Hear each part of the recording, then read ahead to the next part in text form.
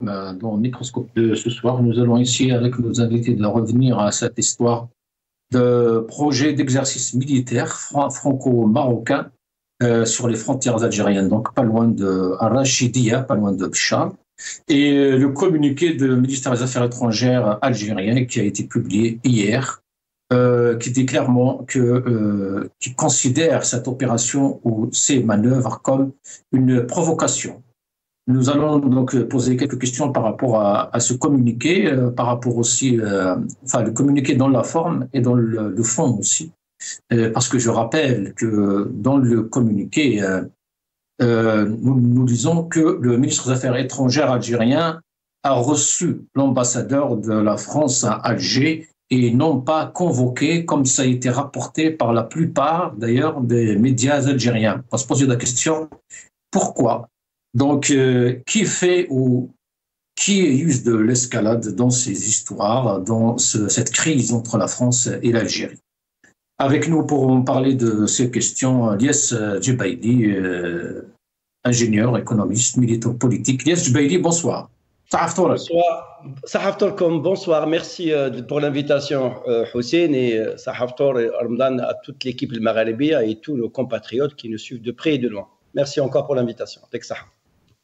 يعطيك الصحة قياس جبيري دائما لا كلاس يا اخو ما غلبكش رمضان اليوم Non, ça va. تعرف رمضان سي تاني شوية. Non, ça va. Avec nous, Jamal Gessoum aussi, militant politique et spécialiste des affaires, des questions sociales. Jamal Gessoum, bonsoir, صحة فطورك. Bonsoir, صحة فطورك et صحة فطور جميع الناس l'équipe le frère Elias أنت الشعب الجزائري والشعب المسلم. يعطيك الصحة. Merci Jamal Gessoum. Nous allons commencer par ce communiqué justement de l'UNTV, la vidéo numéro 2 يا جماعة. Please. أفاد بيان لوزارة الخارجية أن الأمين العام للوزارة الوناس مجرمان استقبل أمس بمقر وزارة الخارجية سفير فرنسا بالجزائر، وقد كان الغرض من هذا اللقاء لفت انتباه الدبلوماسي الفرنسي إلى خطورة مشروع المناورات العسكرية الفرنسية المغربية المزمع إجراؤها شهر سبتمبر المقبل بالراشدية بالقرب من الحدود الجزائرية، وذلك تحت مسمى شرقي 2025 الذي يحمل الكثير من الدلالات حسب ما ورد في البيان. وأوضح الأمين العام لمحدثه بأن الطرف الجزائري ينظر إلى هذا التمرين على أنه عمل استفزازي ضد الجزائر، مضيفا بأن تصرفا من هذا القبيل سوف يسهم في تأجيج الأزمة التي تميز العلاقات الجزائرية الفرنسية في المرحلة الراهنة، ويرفع من حدة التوتر بين البلدين إلى مستوى جديد من الخطورة. كما طلب الأمين العام لوزارة الخارجية من السفير الفرنسي الحصول على التوضيحات اللازمة حول هذا الموضوع، ودعاه إلى نقل موقف الجزائر إلى سلطته السلمية بالصيغة التي تم إبلاغه بها. Lies Djebaili, cette histoire survient justement au moment où il y a une crise, une très grave crise, qualifiée un peu de la plus grave crise depuis l'indépendance de l'Algérie. Surtout depuis que Emmanuel Macron, le président donc français, s'est aligné sur la position du Maroc par rapport à la question du Sahara occidental en juillet dernier. Le ministère des Affaires étrangères algérien a communiqué donc avoir reçu hier l'ambassadeur de France à Alger, Stéphane Romaté, pour lui faire part de la gravité du projet de manœuvre militaire franco-marocaine prévu en septembre prochain selon donc Alger. Lies Djebaili, pourquoi cette colère? Parce qu'aujourd'hui nous avons appris, en préparant l'émission justement, on s'est rendu compte que ces manœuvres ce n'est pas pour la première fois que ces manœuvres, justement, aient lieu au Maroc. Oui, encore merci pour l'invitation. Et Sahaf Tor Jamel Gessoum, votre invité. En fait, c'est que la décision de faire des exercices militaires franco-marocains a été décidée en mai 2024. C'est-à-dire, il y a un plan d'action qui se fait sur le long terme.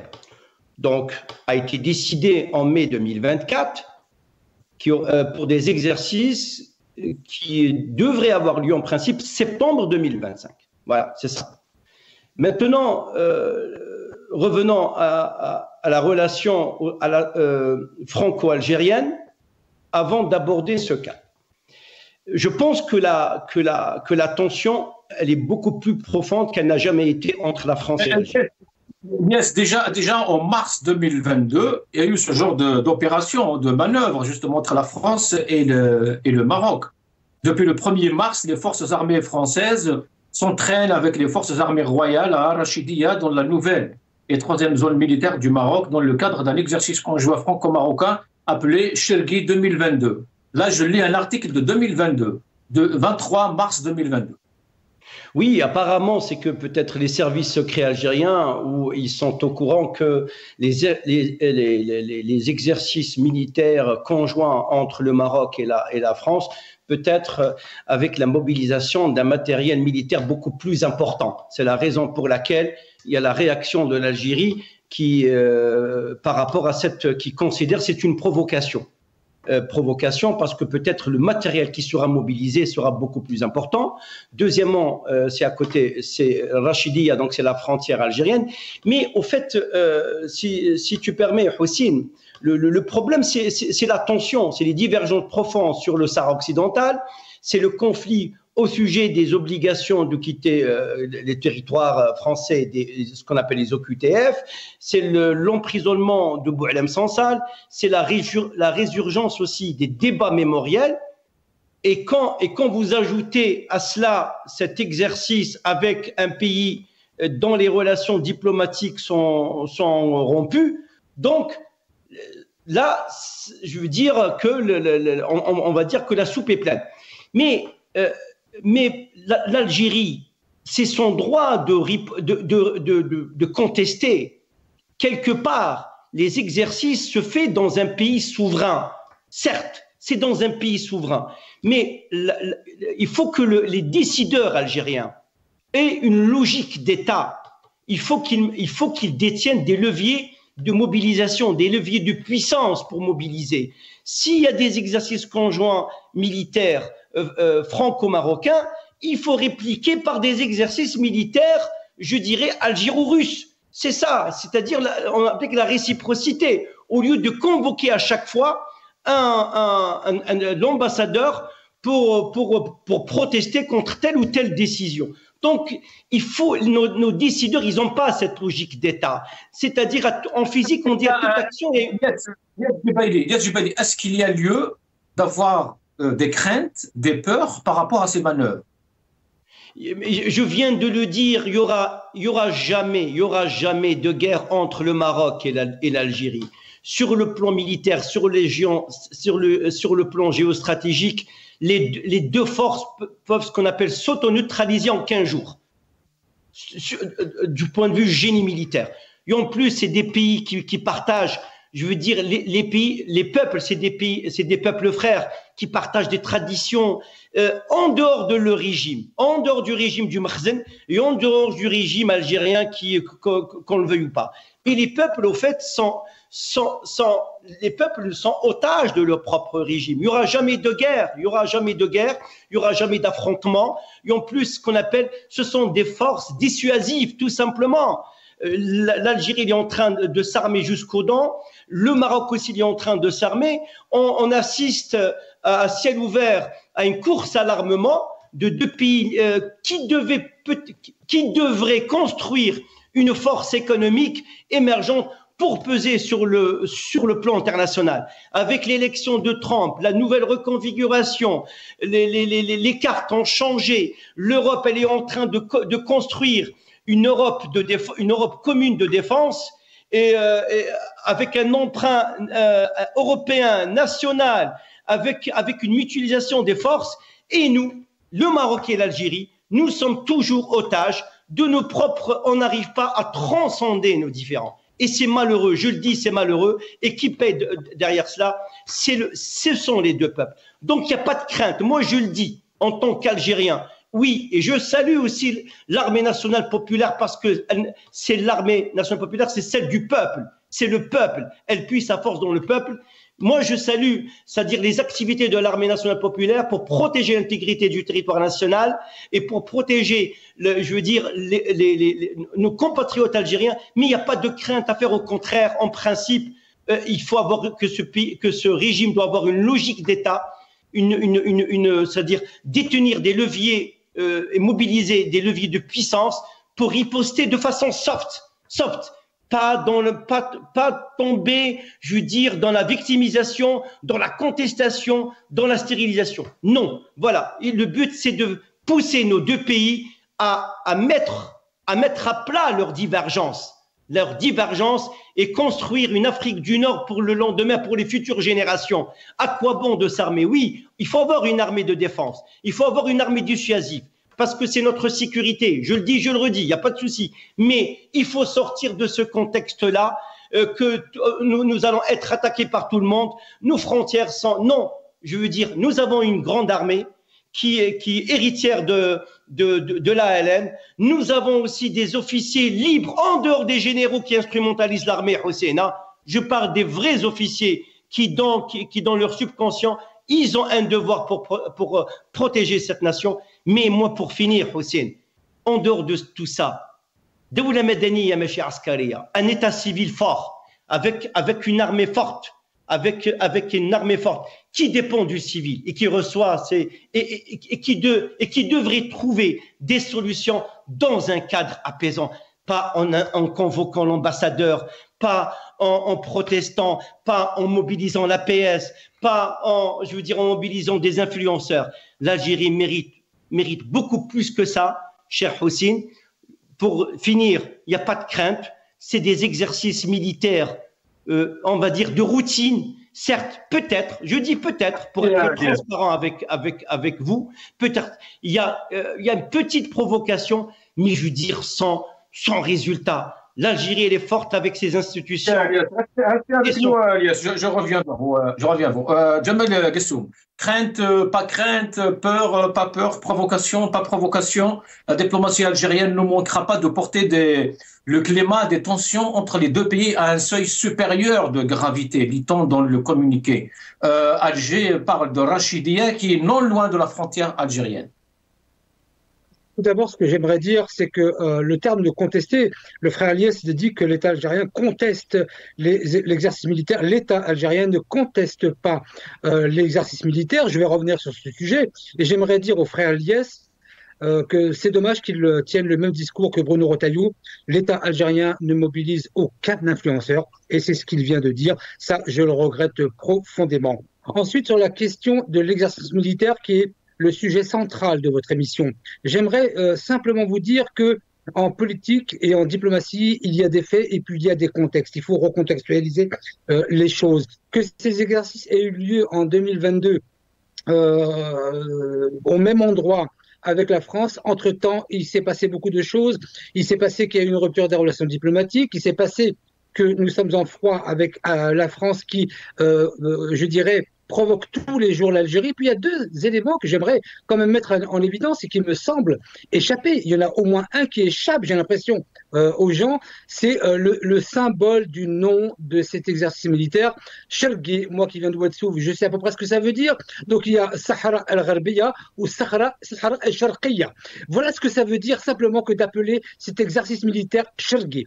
Donc il ne faut pas être naïf sur l'objet et les objectifs de cette opération militaire qui est, oui, de la provocation. Donc l'État algérien ne conteste pas, il n'a pas convoqué l'ambassadeur, vous l'avez dit, cher ami, il l'a appelé en consultation. Ensuite, ce que j'aimerais dire aussi, c'est que la question qui revient de bout en bout depuis à peu près 3 mois.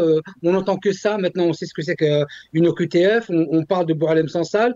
Ce ne sont que des motifs qui visent à attaquer l'Algérie. Ilyes Djebali a manqué de rappeler la note confidentielle qui est sortie du ministère de l'Intérieur et qui a pour objectif, quelle que soit l'action de l'État algérien, de l'attaquer quoi qu'il en coûte. De ce point de vue, je suis bien évidemment étonné que le frère Ilyes reprenne des éléments de langage du ministre de l'Intérieur Bruno Retailleau en parlant de mobilisation d'influenceurs. L'Algérie, avec tous les défauts qu'elle a, et puis elle en a assez pour ne pas sortir des mensonges qui consistent à dire que l'État algérien mobilise des influenceurs. Qui, Doualem, ça c'est un intellectuel, c'est une personne sur qui on peut compter pour défendre l'intérêt de l'État algérien. Ça n'a absolument aucun sens.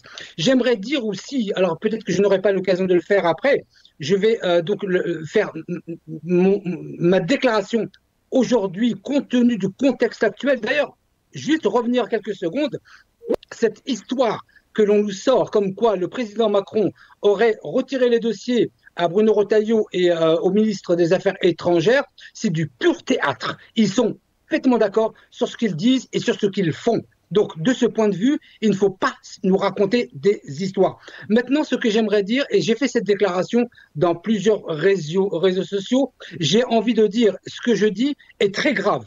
C'est vraiment très grave, mais je prends la mesure de ma déclaration parce qu'elle est tout à fait sérieuse. Moi, j'appelle pour ma part les autorités algériennes à officialiser une rupture diplomatique avec la France et je m'en explique. Il faut me laisser le temps de m'expliquer.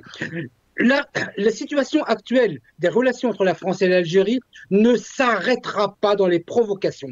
Ça ne cessera pas, quoi que fassent les autorités algériennes. Cette rupture diplomatique que j'appelle de mes voeux aura pour deux fonctions. Tout d'abord, la première, c'est d'arrêter ces attaques qui n'auront plus lieu d'être s'il n'y a plus de relations diplomatiques, ni OQTF, ni Boualem Sansal, ni quoi que ce soit d'autre. Et ça permettra au long terme, la rupture des relations diplomatiques à laquelle j'appelle, c'est un moyen de, ça n'est pas une finalité, ça n'est pas une rétention, c'est poser un acte concret qui permettra aux autorités algériennes d'agir et d'œuvrer dans le calme sans plus entendre jamais ni OQTF, ni Boualem Sansal, ni rien du tout. Et construire ensuite, au fur et à mesure du temps, je pense à 2027, des relations plus sérieuses avec la France. Donc ma déclaration, elle est celle-ci, elle n'est pas à la légère, je ne parle jamais à la légère, mais la seule façon pour l'Algérie de mettre fin à ces provocations permanentes. Le président Macron dit c'est une prérogative qui revient au président. Le lendemain ou le surlendemain, Bruno Retailleau renvoie. Ils ont renvoyé encore hier des gens en Algérie sans l'autorisation des autorités algériennes qui ont été renvoyés en France. Donc ça n'arrêtera pas. La seule façon pour les autorités algériennes de mettre fin à ces provocations, c'est d'acter une rupture des relations diplomatiques. En ce qui concerne, et j'en terminerai là, en ce qui concerne l'exercice militaire, c'est de la provocation pure que d'appeler un exercice militaire fergué, qui veut dire en fait on a le Sahara occidental et on va avoir un Sahara Sharqiya. Voilà ce que ça veut dire, mais ça apparemment ça passe au-dessus de la tête de tout le monde. Ilyes Djebali, c'est vrai que les sources de tension entre Alger et Paris se multiplient, mais il y a beaucoup de voix aussi en même temps qui appellent à la raison, qui dit que enfin beaucoup d'intellectuels, beaucoup d'hommes politiques d'ici et là-bas d'ailleurs des deux rives, qui prend ce discours d'apaisement, d'aller vers de réengager le débat, comme l'a si bien dit Macron d'ailleurs, et Tebboune aussi à l'opinion. Vous savez, moi je suis toujours dans l'esprit de la construction. Moi je me projette toujours dans l'avenir. Moi le peuple algérien, l'Algérie tout entière ne doit pas rester otage de son passé. Il est temps de construire ce pays en dehors de l'atifa, en dehors de l'affection. Il faut mobiliser les forces vives de la nation pour construire un vrai État, avec une économie forte, avec un tissu industriel fort, en mettant le paquet sur l'éducation. Quant maintenant, rompre les relations avec la France, je suis désolé, c'est irresponsable de tenir ce genre de propos. Je suis désolé, avec tout le respect que je dois à M. Guessoum et que j'apprécie, mais comment appeler les autorités algériennes à rompre avec la France, même les autorités algériennes, dans le subconscient, ils ne vont jamais rompre avec la France. Parce que c'est une relation, certes elle est complexe, c'est parce que la France elle a besoin de l'Algérie, l'Algérie elle a besoin de la France. Je le dis, on peut dépasser. Il est temps de refermer la boîte à chagrin. Vous savez, quand on a eu l'indépendance, il y avait De Gaulle contre l'OS. Il a dit, il est temps que l'Algérie devienne indépendante. Contre ceux qui, du côté de l'OS. Moi, je veux refermer la boîte à chagrin. Laissez ce pays se construire. Le pays a acquis son indépendance chèrement. Donc, il est temps de refermer la boîte à chagrin. Moi aussi, je suis pas De Gaulle, mais je dis en tant que simple citoyen, il est temps de refermer la boîte à chagrin. Il faut mobiliser, les forces de l'État pour trouver comment mettre fin à cette divergence. L'Algérie ne peut pas construire sa politique sur l'extrême droite française en disant l'extrême droite. L'extrême droite, elle existe en France, dans tous les pays du monde. Et vous savez très bien que l'Algérie, elle a de très bonnes relations avec l'Italie. C'est qui l'Italie? C'est Giorgia Meloni. C'est le parti d'extrême droite le plus dur d'Italie, que l'Italie n'ait jamais connu. Même sur Berlusconi, c'est le plus dur. Mais vous savez, quand on a des relations, on laisse de côté le côté idéologique. La preuve, l'Algérie, elle a de très bonnes relations avec l'Italie et l'Italie veut surclasser la France. Ce n'est pas question d'extrême droite. Oui, l'extrême droite, elle a été construite. L'extrême droite française, elle a été construite sur la guerre d'Algérie. Tout à fait. Les institutions françaises sont nées dans la guerre d'Algérie. Oui, tout à fait. Donc, mais il faut surpasser ça. Retailleau. Moi, je suis désolé, je reprends les propos de Retailleau. Non, Retailleau, il n'avait un simple mandat de sénateur en province et ici au Sénat français. Tout le monde sait, c'est la course pour prendre la présidence des LR. Et plus tard, pourquoi pas 2027 pour les élections présidentielles. Est-ce que réellement il pense aux 55 000 OQTF algériens, comment il va les renvoyer en Algérie? Non, il pense à son élection, à ses ambitions. Est-ce qu'il pense à la sécurité des Français? Je ne sais pas, mais en tout cas, il pense à ses ambitions. Donc forcément, l'Algérie ne doit pas tenir compte de ce qui se passe avec cette extrême droite. Parce que cette extrême droite, soi-disant haineuse, revancharde, elle restera jamais, parce que la plaie de l'indépendance de l'Algérie, elle ne l'a pas gobée. Mais il faut s'inscrire autrement, Hussein. Il faut être indépendant de ça. Il faut avoir ce qu'on appelle une logique d'État, une vision, une réflexion comment construire ce pays, comment trouver l'osmose avec le peuple. Quand on a été élu quasiment à 80% de boycott, comment voulez-vous avoir cette légitimité? Qu'on le veuille ou non, Macron, on le dit, il est légitime, mais il a eu un mandat de façon démocratique. Est-ce que le nôtre, il a eu de façon démocratique 80% de boycott? 10%, entre 5 et 10% qui lui accordaient la confiance. Est-ce que ça lui donne autant je veux dire, non, je préfère m'abstenir de dire des choses parce que le pays a besoin d'autres dirigeants, une autre vision. Il faut sortir de cette logique d'affection. Il faut sortir de cette logique de surenchère. Oui, la France. Nous avons eu notre indépendance. Nos échecs ne doivent pas être reportés sur les Français à chaque fois. Il faut avoir une logique d'État, gagnant-gagnant, État contre État, État-État, je veux dire relation État-État, pas colonisateur. Non, c'est fini, il faut sortir de ce terme, le colonialisme. Nous avons eu notre indépendance grâce aux Chouhada, grâce à ceux qui ont donné leur sacrifice, mais nous n'allons pas rester otages de notre passé. C'est ça la question, comment construire?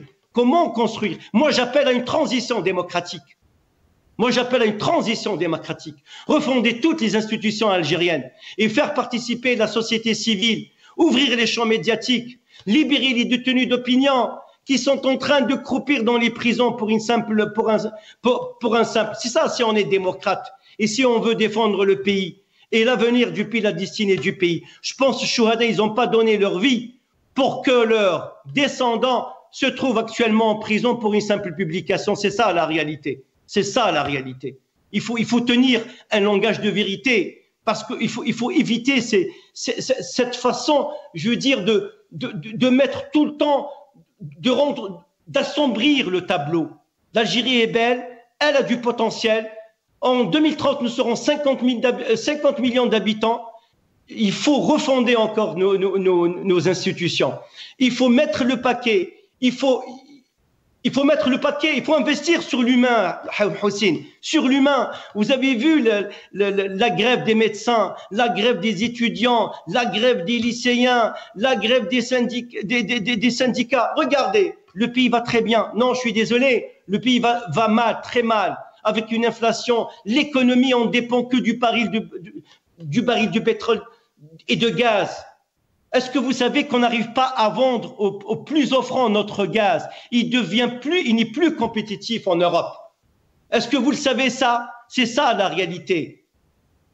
S'il nous manque le baril, comment nous allons vivre? Comment nous allons faire vivre ces 45 millions d'habitants? Et à chaque fois, on nous sort, attention, nous allons être attaqués, attention, nos frontières sont poreuses. Nous avons 1300 kilomètres de frontières avec le Mali.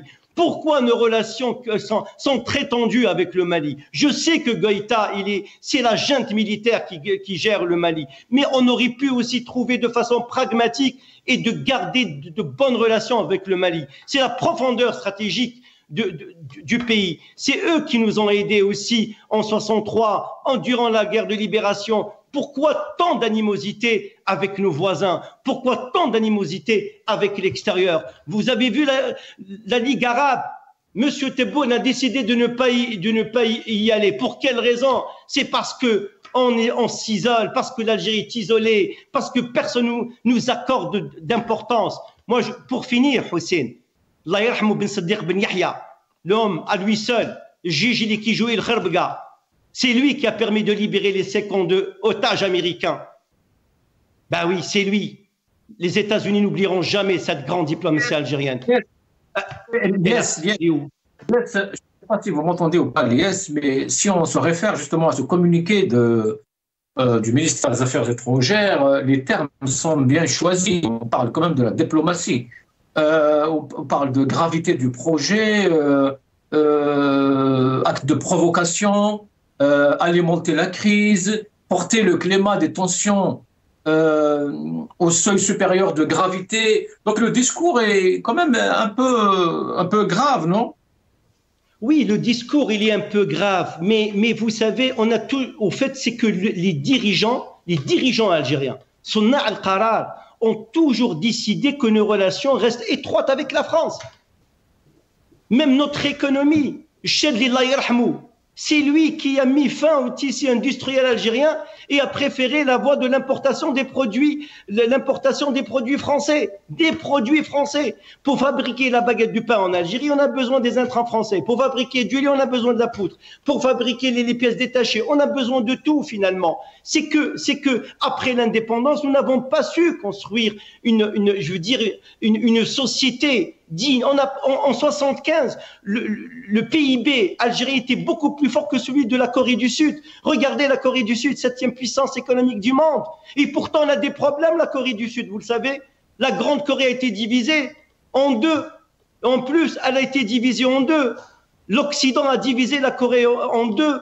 En plus, la Corée du Nord, elle ne cesse de la menacer.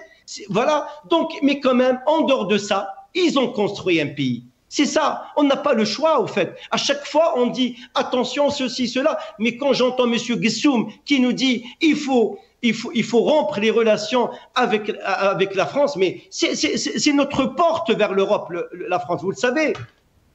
Tous les biens des dirigeants, ils sont où? Ils sont en France, ils sont en Paris, ils sont à Neuilly-sur-Seine, tout le monde le sait. Vous croyez que la DST française ne sait pas qui détient ceci et cela? C'est ça la réalité. Donc, d'après vous, les dirigeants vont rompre les relations? On a parlé à un certain moment, il faut démasquer les biens de la nomenclature. Nous allons écouter Ataf justement par rapport à ces questions. والاستنتاج الأول هو سحب السفير وتخفيض التمثيل الجزائري بفرنسا، لأن ما تم ليس استدعاء السفير لمشاورات، وإنما عملية تخفيض للتمثيل الجزائري في فرنسا. وهذه خطوة من الخطوات المعروفة في القانون والأعراف الدولية، وهي خطوة عالية في التعبير عن الاستنكار أو الاستياء من خطوات قد تقوم بها دولة لدينا معها علاقات دبلوماسية. فبالتالي هذه خطوة أولى، ونحن كما قلت بصدد استنتاج كل ما يجب استنتاجه من الخطوة الفرنسية، وسنقوم بالخطوات اللازمة التي نعبر من خلالها رفضنا لإقدام فرنسا على خطوة كهذه. Là, c'est Ahmed Attaf donc qui parlait de prendre des mesures supplémentaires et graduelles vis-à-vis de la France. Et voilà, où nous en sommes aujourd'hui, 3 mois après. Alors, moi, ce que j'aimerais dire, tout d'abord, c'est que le frère Liès évoque la question des relations algéro-françaises ou franco-algériennes que sous le spectre algérien. C'est-à-dire qu'il pointe en fait les responsabilités supposées de l'Algérie sans à aucun moment pointer celle de la France qui est à l'initiative de ces tensions. Je trouve curieux quelque part et cette émotion sélective, partielle et partiale tout à fait étonnante. Quand il y a un couple, écoutez, les torts peuvent être des deux côtés, mais pour monsieur Lias Jabali, il n'a évoqué que la question de l'Algérie au regard de ces tensions. Eh bien, moi, en contresens, bien évidemment, je vais évoquer la question de la France dans ces tensions qui sont sujettes depuis 3 ou 4 mois. D'abord, j'aimerais juste préciser effectivement que la conférence de M. Attaf date de quelques mois, je crois 5 ou 6 mois à peu près. Hein. La question, par exemple, des OQTF, la question de Boualem Sansal, ça a été évoqué en boucle depuis 3 mois, ce qui fait qu'on ne parle que de l'Algérie en France depuis un certain moment. Mais évidemment, la note confidentielle qui a été dévoilée, celle du ministre de l'Intérieur, qui tend à garder une tension permanente avec l'Algérie, quoi qu'il en soit, explique à elle seule, cette note, l'objectif visé de la France, ou en tout cas des autorités françaises à l'égard de l'Algérie. Ensuite, sur la question de qui fait quoi et qui est responsable de quoi. Moi, je vais le dire en préambule de mon intervention, on ne me fera pas croire une seule seconde qu'il y aurait une dissension entre le président Macron et M. Retailleau. Ils sont en parfait accord, ils jouent un jeu double et trouble à ce sujet, parce que s'il voulait vraiment reprendre ce dossier, M. Retailleau ne se permettrait pas de contredire le président dès le lendemain de la conférence au Portugal. Maintenant, j'aimerais revenir sur ma déclaration que M. Jabali considère comme étant irresponsable. Je comprends sa réaction, mais je vais tenter de la réexpliquer encore une fois. Les tensions avec la France ne cesseront pas, quoi qu'il se passe. La prochaine échéance importante électorale, c'est en 2027. M. Retailleau, M. Jabali l'a précisé, joue pour son avenir politique personnel. C'est-à-dire que si on ne met pas une fin sèche et directe à la relation, cela va perdurer jusqu'en 2027. Donc jusqu'en 2027, on ne peut pas continuer de cette manière jusqu'en 2027. Donc la proposition de rompre nos relations, elle tend en fait à un double effet. Le premier effet, c'est de mettre fin immédiatement aux aboiements, oui, aux aboiements de la France sur des sujets qui auraient pu être réglés très facilement.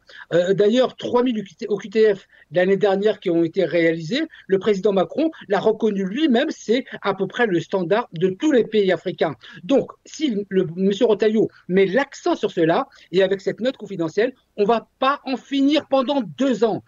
Moi, je dis simplement que la déclaration que j'ai faite, la proposition que j'ai faite, j'ai conscience de la gravité de ce que je dis. J'en ai tout à fait conscience. Mais quel choix s'offre à l'Algérie pour faire cesser immédiatement tous ces aboiements, je dis bien aboiements, car la France aboie comme un chien. Depuis 3 mois, ils ne vont pas cesser. La seule façon de faire est de reconstruire des relations plus saines après, dans des conditions diplomatiques et politiques qui soient plus raisonnables.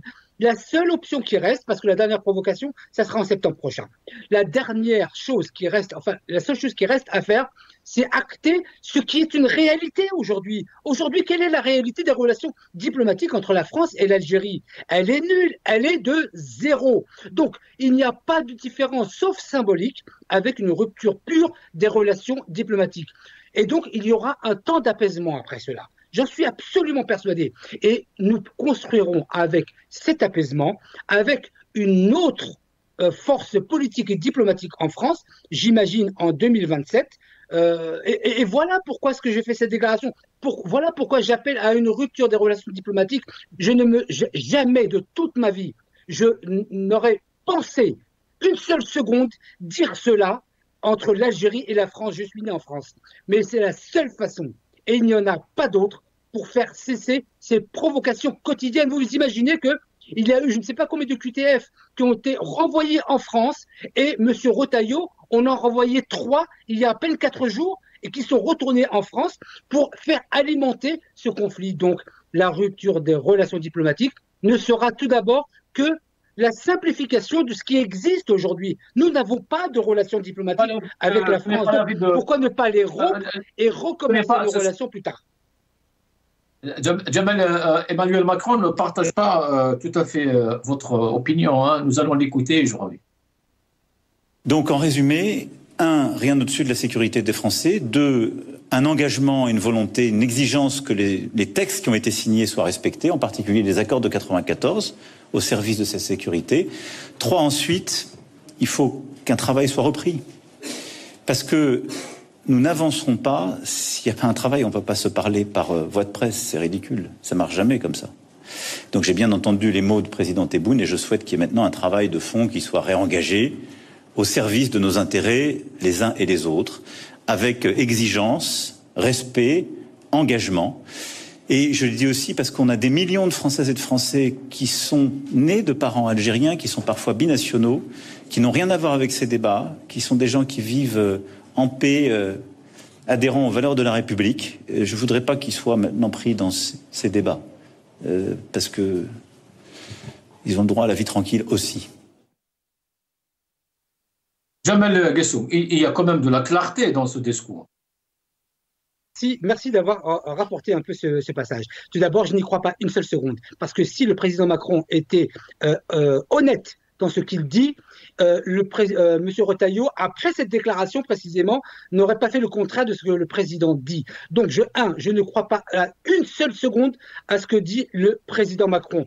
Quand il dit qu'il y a des binationaux, en gros, ça ne nous regarde pas. Non, non, non. Je dis au président Macron, je suis binational et je me comporte là en algérien. Ce qui se passe entre la France et l'Algérie me concerne en premier lieu et je prendrai des positions politiques et diplomatiques. Maintenant, moi, la stratégie que je pense, évidemment là, pour le coup, ce dont je suis sûr, c'est la mauvaise foi du président Macron. Parce que si vraiment il était de bonne foi, il aurait relevé le ministre de l'Intérieur de ses fonctions après l'avoir contredit 24 heures après. Ensuite, juste terminer. Le président Macron a une stratégie, je n'en suis pas sûr. Là, pour le coup, je vais être honnête, je n'en suis pas sûr. C'est qu'après avoir reconnu la marocanité du Sahara occidental, il voudrait se faire passer aujourd'hui. En fait, M. Retailleau serait le président de la République, puisque c'est lui qui décide, hein, c'est pas le président Macron, et le président Macron serait de bonne foi en disant non, moi je ne remets pas en question les accords de 68, et il voudrait se faire passer pour le bon dans cette affaire. Alors qu'il a reconnu la marocanité du Sahara occidental. De qui se fiche-t-on? Il faut vraiment être un naïf de première. Donc, le président Macron est de mauvaise foi sur cette question. Il ne se fera pas passer pour le bon dans cette affaire. Merci Jamal Guessoum. Jamal Guessoum, j'ai l'impression que vous avez oublié qu'il y a quand même un autre côté, il y a l'Algérie aussi, il n'y a pas que Macron. La crise, c'est entre deux côtés généralement, c'est entre deux États. La crise, elle est entre deux côtés, je suis d'accord avec vous. D'ailleurs, j'aimerais juste rappeler un fait, c'est qu'en 2005, il y a un traité d'amitié algéro-français qui devait être signé entre le président Bouteflika et Jacques Chirac et ce qui a été remis en question, le traité, la signature du traité a été remis en question parce qu'une semaine avant, des politiques français à l'Assemblée nationale avaient fait voter une loi vantant les mérites de la colonisation. Donc, moi, je dis simplement que le feu a été allumé par Bruno Retailleau, c'est là qu'il faut l'éteindre. Je ne dis pas que nos gouvernants sont bons et tous de bonne foi. C'est pas vrai, la moitié sont tordus. Donc, je ne dis pas ça. Merci, Jamal. Je donne un peu la parole à Lies aussi. Lies Jubaili. Bon, Jamal, il dit un peu en gros ce que dit la PS, hein, et Alger aussi. C'est Retailleau, c'est l'extrême droite. Et je ne sais pas comment vous voyez les choses, Lies. Mais on va quand même écouter Al-Habi. Il y a une autre voix d'Alger. La marocanité du Sahara occidental a perdu son rôle de modérateur au Maghreb, a perdu son rôle d'arbitre, a perdu son rôle véritablement. Elle pouvait faire les bons offices entre l'Algérie et le Maroc. Elle a toujours eu ce statut depuis 1978, depuis les années 80. La France a essayé de jouer un rôle de modérateur, de facilitateur entre l'Algérie et le Maroc.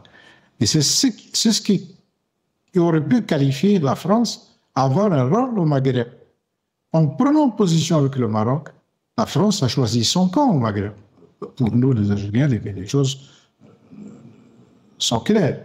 Dans le processus de construction maghrébine, dans les questions intermaghrébines, la France aura peu de poids après avoir pris cette position. Jubaili, pourquoi à Alger on ne donne pas la parole justement à ces personnes, à ces personnalités et pourtant ils défendent la position de l'Algérie et on ne les laisse pas parler. Heureusement il y a France 24, heureusement il y a les télévisions françaises pour un peu écouter un peu l'autre son. C'est une très bonne question. J'aimerais bien revenir à Jamel Gessoum quand il dit que, vous savez, en France, les institutions sont libres. Macron, il a désavoué son ministre de l'Intérieur. Il a désavoué publiquement, peu importe, mais il a désavoué publiquement. Maintenant, si c'est un jeu dans les chaumières qui a été conçu comme ça dans l'antichambre des décideurs, ça, c'est une autre question. En tout cas, il a désavoué en lui prêtant des jeux politiques et il a dit que les accords de 68, c'est le président, c'est moi.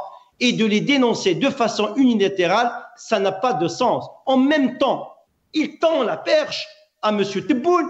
Il a dit, j'ai entendu suite à son intervention à l'opinion quand il dit que maintenant la France, c'est son président, c'est Macron qui devrait réagir.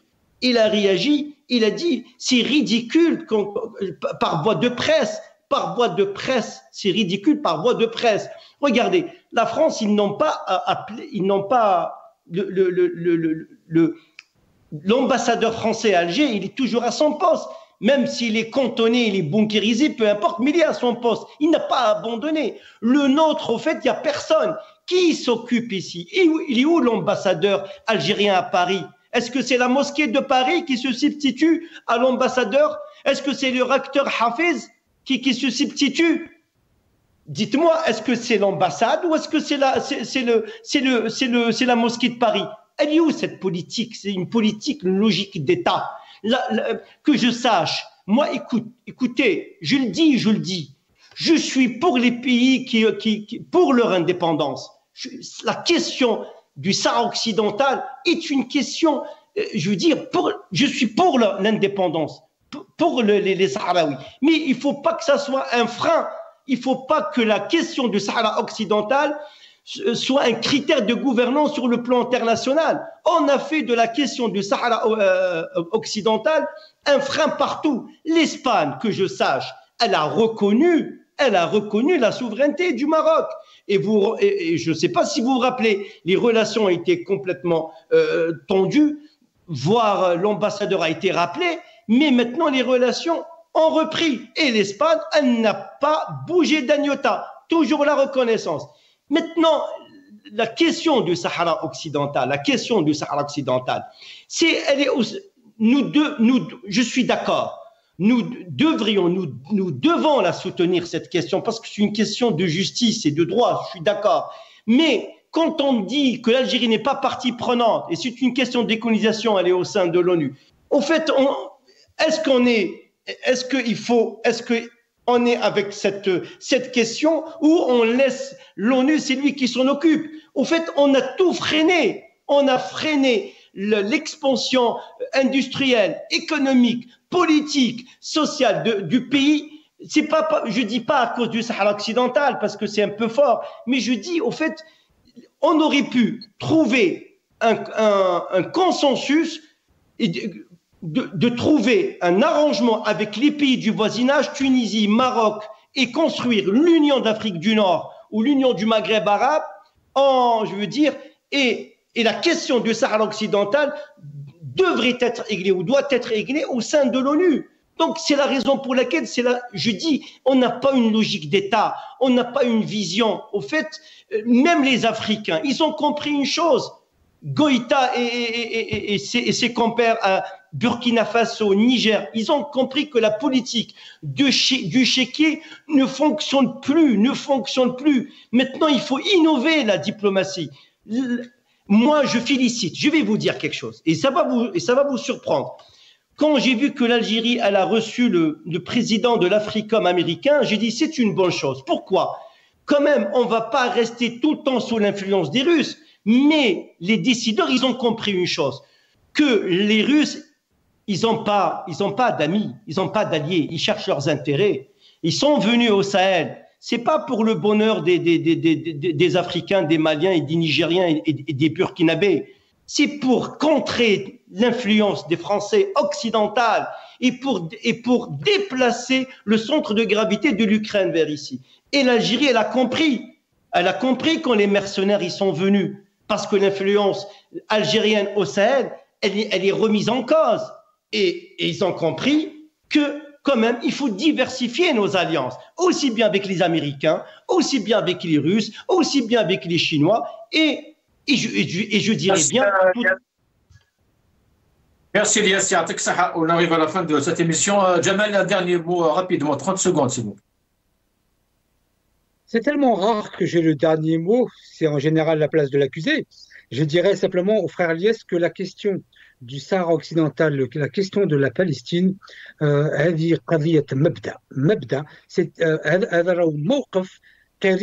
c'est une question de position historique de l'Algérie dans les valeurs les plus profondes qu'elle défend. Les années 70, Alger, la Mecque des révolutionnaires, nous avions jusqu'au Black Panthers, et donc ça fait partie de l'ADN de l'Algérie.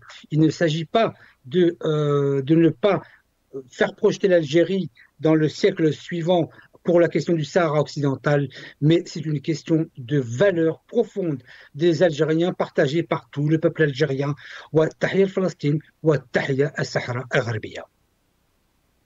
Merci Elias. Du coup, Elias, un dernier mot, comme ça Djabel ne va pas dire.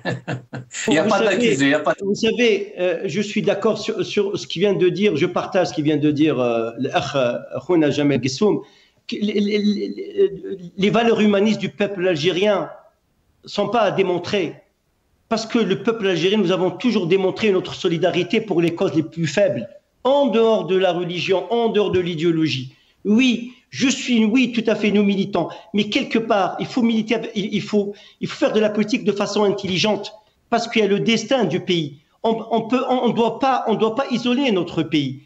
Nous avons un grand pays, nous avons un peuple derrière aussi. Nous avons aussi un avenir pour les générations. C'est ça, c'est construire un pays en dehors, je veux dire, de façon logique, Oui, nous devons soutenir la cause palestinienne et la cause du Sahara occidental. Je dirais pas au détriment de l'Algérie, parce que c'est un peu fort. Mais quelque part, il ne faut pas oublier notre destin, notre pays, parce que l'Algérie, il est toujours en position d'attente.